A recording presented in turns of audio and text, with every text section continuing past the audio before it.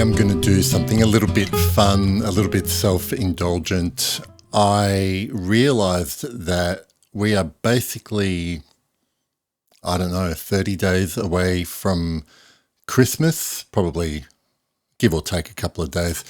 And I'll tell you what, I'm starting to get a bit excited. I grew up most of my adult life not getting that excited about Christmas, but I don't know, as I'm getting older, I am appreciating it a lot more, and I obviously like to think about possible gifts, especially fragrant gifts, that I might like to receive from Santa Claus. I have really this video is inspired by Christmas, but it's me just talking about what's currently on my full bottle wish list. And I want to talk about the ones that have been on there for quite some time and a couple of new ones that I've just added. So I'll start off with the oldest, and I've spoken about this one before. I've reviewed it because I had a sample. This one is just kind of really difficult for me to get because I can only get it from Paris if I went into the Serge Lutens boutique, or they might ship to certain countries, but they definitely don't ship to Australia. And I'm talking about my Holy Grail Jasmine fragrance, which is Scentinel. I'll leave a link to the review I did up on screen, but honestly, there's almost not a day goes by, especially if someone mentions the word Jasmine, that I don't think about this fragrance. It's been on my wish list longer than any other perfume bottle out there. And I was also pleased to read in a fragrance forum quite recently that according to people that have smelled each version, that there is not a lot of difference, if any, between vintage Scentinel and current formulation. So that pleases me. So hopefully I can one day manage to get a bottle.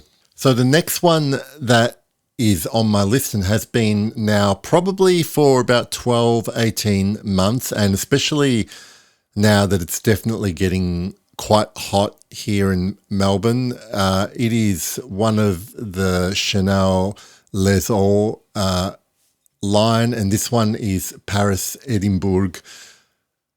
What can I say about it? It has the freshness and tartness of citrus, but there actually isn't that much citrus in it. It's kind of green from things like juniper, and there is vetiver in the base. And on my skin, it actually, for a fragrance of this kind, it lasts quite a bit. And I just find it amazing when it's a bit warmer outside. And I think it's definitely the favorite of mine from that particular line from Chanel. Paris Edinburgh is on my wish list. Okay, so these next three have only very, very recently gotten onto a wish list, and all through different circumstances. So I only last week went through the department store. There's an Acqua di Parma counter at my local department store, and I own a bottle of Acqua di Parma Colonia Futura, and it's great.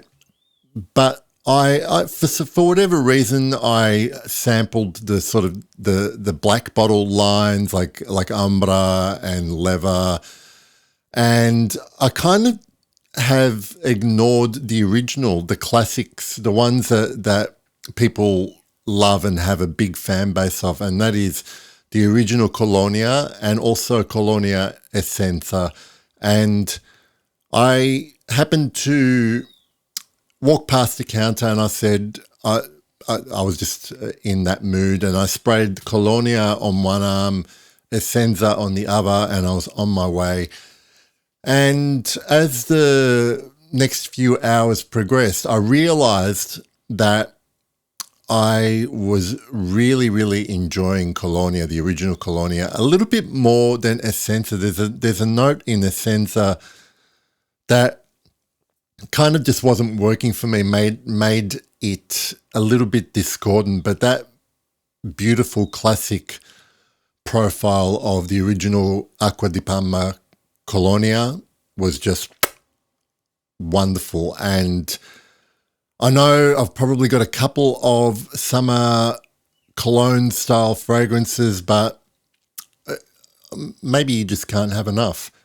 The next one I'm going to talk about was sent to me in a recent parcel of samples that I got, and I've already made a video on a couple of those things. And this was a Serge Lutens that I had not tried up until recently, and I only tested this for the first time a couple of days ago, but I was sampling about, I don't know, 10 to 15 different samples, and this one just like stood out. Like all the other ones were okay, some were not great, and as soon as I smelled this one, it just made itself the star of the show, and I couldn't stop sniffing the blotter. I sprayed some on my skin, even better. And I'm talking about Serge Lutens Arabi. And unfortunately for me, when I went on the internet to have a look at its availability, it appears that it's another Belgia fragrance and also can't be purchased anywhere in Australia. So I'll put that alongside with Saracen and make an altar for them.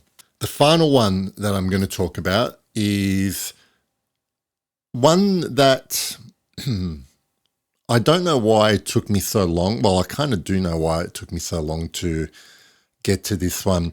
I used to own the original Dior Homme Eau de Toilette, not the 2005 silver stem. I had a black stem version, and I liked that fragrance very much, but it was a victim of one of my big declutters. I didn't love it enough to keep in my wardrobe rotation.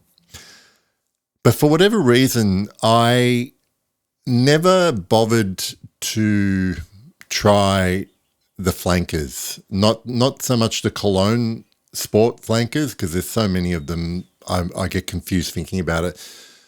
The Dior Intense, Dior Parfum, and more recently, I was under the impression that Dior Intense had kind of disappeared from the shelves here in Australia, and I just sort of didn't really think about it that much, and I just assumed that you could get the original, definitely not Dior Homme.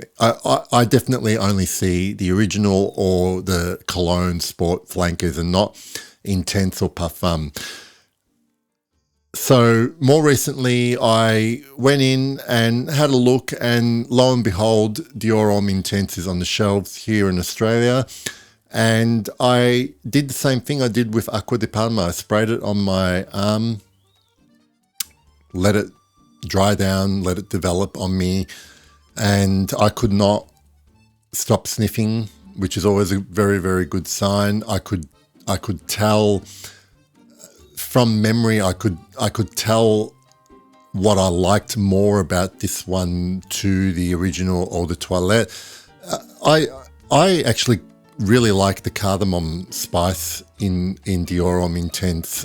Yeah, the iris is there, and I am coming around to iris fragrances, but just the whole composition was just this wonderful beast on my skin, and so that has entered my wish list. I have 5 fragrances, and I wouldn't be unhappy if I got any one of those under my Christmas tree.